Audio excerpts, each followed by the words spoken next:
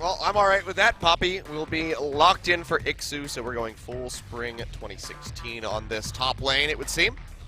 So don't 5 years or something. League of Legends serious business, Kilios. I mean, it's not just League, it's all video games. So, down oh bot. boy. Yep, I'll have to hold that thought, Gorilla. He's going to get taken out. First blood goes over to SnowFlower. Just catches him with the bullet time. For Talia in the side lane, one of them has a semi-global and the other one does not. So, yep. Actually in terms of map movement, it's a win for Longzhu. Oh boy, Fly though, getting caught up with that Nethergrass, doesn't really stand a chance. He falls, Umti comes up with the kill, and now the TP coming through. So Here low. comes ikssu. Kuzan barely staying alive, and Gorilla will go down alongside. Crash, 3 kills picked up for 0.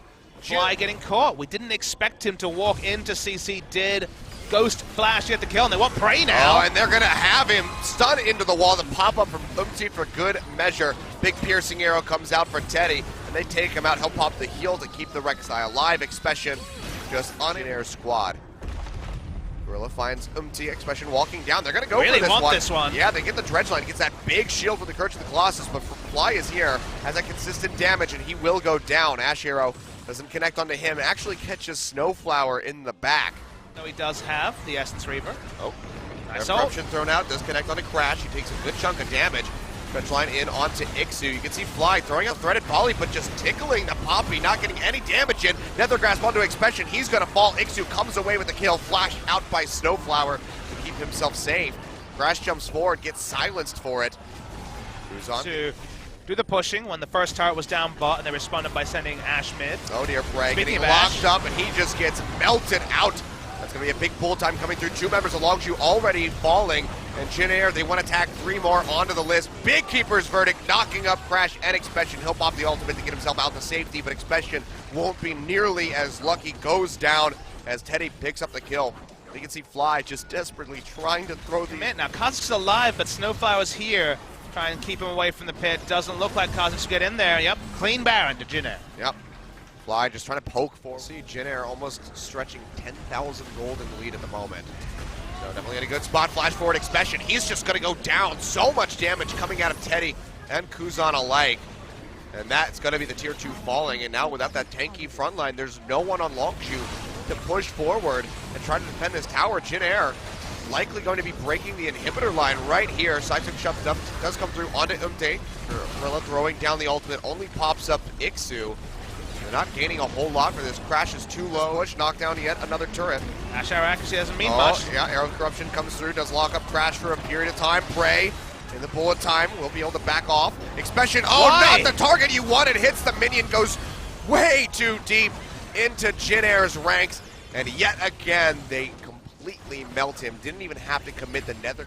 Overestimate your tankiness. Second time, though, less excuses available.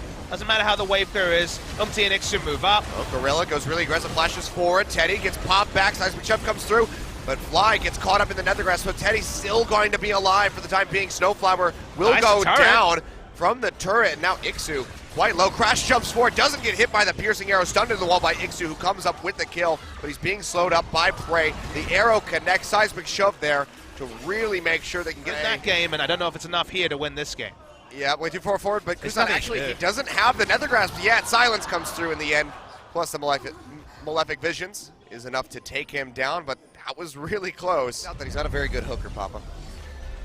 But for now, Jin Air pushing forward, taking out the Baron. Gorilla goes low. Umti comes in, gets a triple knockup. Gorilla about to fall, does go down, but Prey firing off with the flurry is able to take out the Rek'Sai. The Baron has been pulled off of, and this might be an opening for Longzhu. Ikssu goes in, goes dangerously low, but they're able to lock up Crash and take him out 2 for 1 in favor of Jin Air. Let's see just how far they want to push this. Seeing a rotation to mid as well, should be a second. Flash is still 10 seconds alive.